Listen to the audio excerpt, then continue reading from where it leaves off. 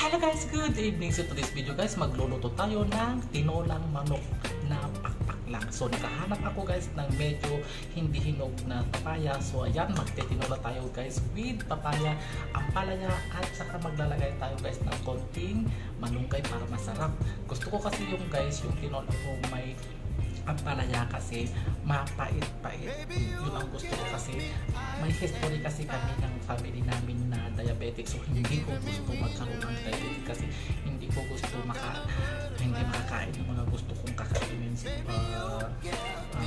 in the future. So ayan guys, so yan nilalabanan ko na kahit wala pa akong history ng diabetic. Kumakain na ako talaga ng mga mapapait, sometimes mga pagkain ng mga diabetics na pwede sa kanila para maagapan natin at hindi tayo magkaroon ng diabetes. So ayan ito pa. So i-share ko sa inyo ang aking pagluto ng tinola.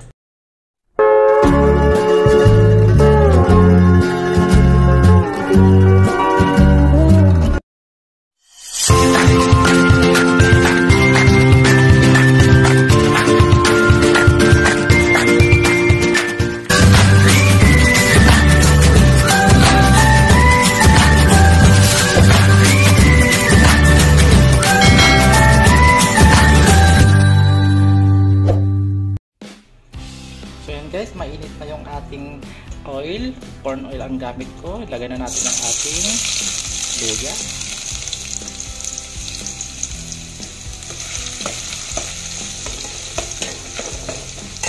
So next guys, yung ating garlic para mabango. And yung ating onion. Ayan, diba? Ang dami. Sinadya ko marami yung guys, ingredients niya para mabango ang ating tinolang manok. Ayan.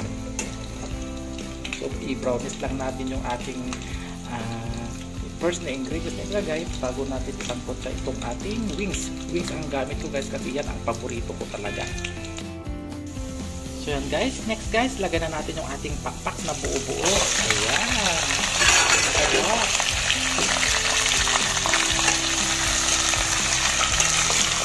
So, isangkot siya natin guys para marasawat.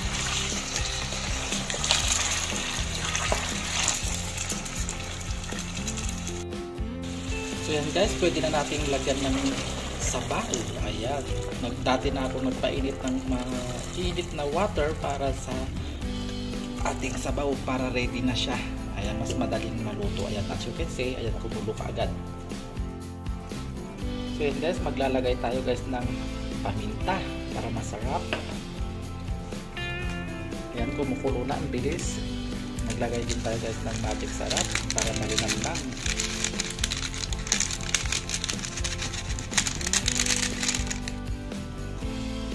At asin. Kontrolin lang natin yung asin guys kasi mag-a-add tayo mamaya guys ng patis para masarap.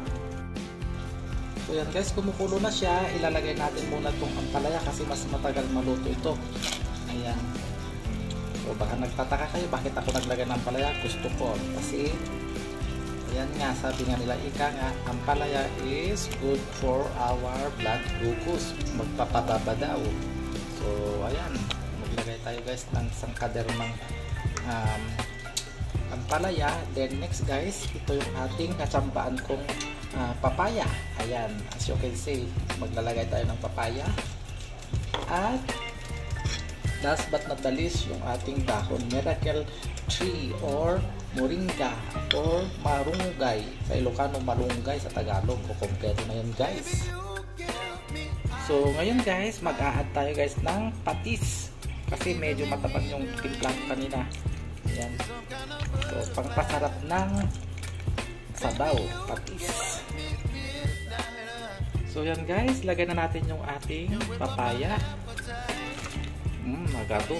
Ayun na, makain ko na ito. Yung first time ko makaramang papaya ito, abroad na kapsat. So pagtigyan na ko, sa ngabangin dahil ng papaya. Allah po, nag-imas day. Allah. Ayan, tikman na natin guys ang sabaw niya.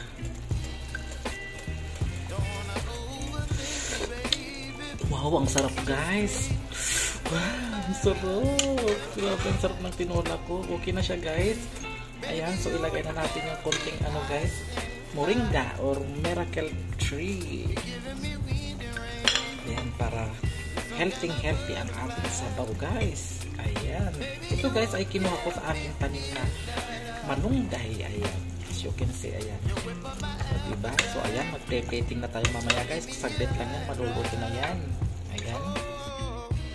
So yan na guys, yung ating tinulang pakpak ng manok na may ampalaya, papaya at saka malunggay. Napakasarap guys, napaka-healthy. So ngayon, maghihigop tayo ng sabaw niya. Napaka-healthy ito guys. So ayan guys, ganyan ako magluto ng aking recipe tinolang manok. This is my own version guys, disclaimer lang. So thank you for watching. Bye bye.